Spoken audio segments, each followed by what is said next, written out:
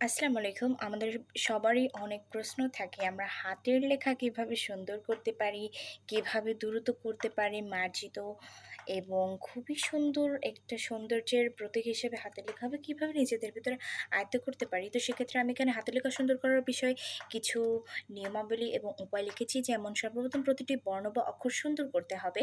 উপরের মাত্রাগুলো সোজা রাখতে হবে, লাইনগুলো সোজা রাখতে হবে, বেশি ছোট বা বড় করা যাবে না। হাতের লেখা পরিষ্কার রাখতে হবে।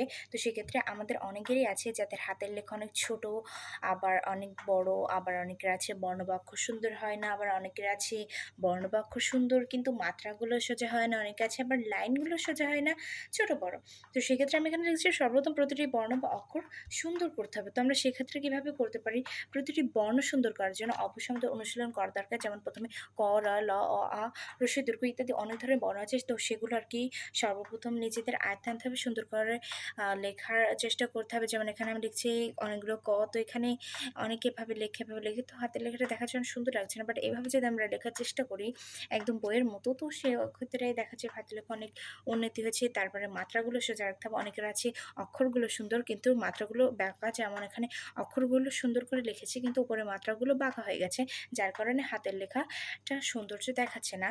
আবার অনেকের আছে লাইনগুলো সোজা রাখতে হবে, রাখতে পারে না। তো অনেকের কেমন আছে যে হাতের লেখার অক্ষরগুলো সুন্দর, আবার মাত্রাগুলো সুন্দর, কিন্তু দেখা যায় তারা লিখতে, লিখতে এরকম বাঁকা হয়ে চলে যায়। তো সেক্ষেত্রে তাদের হাতের লেখাটা তেমন একটা সুন্দর হয় না বা ভালো দেখায় না, মার্জিত দেখায় না, বিকৃত দেখায়। তো সেক্ষেত্রে লাইনগুলো সোজা রাখতে হবে। তারপর হচ্ছে বেশি ছোট বা বড় করা যাবে না। অনেকেই আছে যাদের হাতের লেখা খুবই ছোট, আবার অনেকের আছে খুবই বড়। তো সেক্ষেত্রে আমাদের অবশ্যই চেষ্টা করতে হবে মিডিয়াম সাইজের হাতের লেখাটা রাখা, অর্থাৎ হাতের লেখাটা যেন খুব বেশি বড় বা না হয়, একটি নির্দিষ্ট পর্যায়ে থাকে। এভাবে আমরা আমাদের হাতের লেখাটাকে সুন্দর করতে পারি। আরেকটা আছে হাতের লেখা পরিষ্কার রাখতে হবে। অনেকের সব কিছুই সুন্দর কিন্তু দেখা যায় তাদের হাতের লেখার মধ্যে অনেক কাটা, মাজা, ছেঁড়া হ্যান-ত্যান থাকে, যার কারণে খুবই খারাপ দেখায়। সেক্ষেত্রে অবশ্যই লাইনগুলো সোজা করে রেখে সুন্দর করে অক্ষর দিয়ে অবশ্যই যেন নিট অ্যান্ড ক্লিন সতর্কতার সাথে লিখতে হবে। এগুলো যদি আমরা প্র্যাকটিস করি আস্তে, আস্তে দেখা যায় আমাদের হাতের লেখাটা খুবই বড় পর্যায়ে চলে গেছে, অর্থাৎ খুবই সুন্দর হয়ে গেছে। এটা আরকি অনুশীলনের ব্যাপার।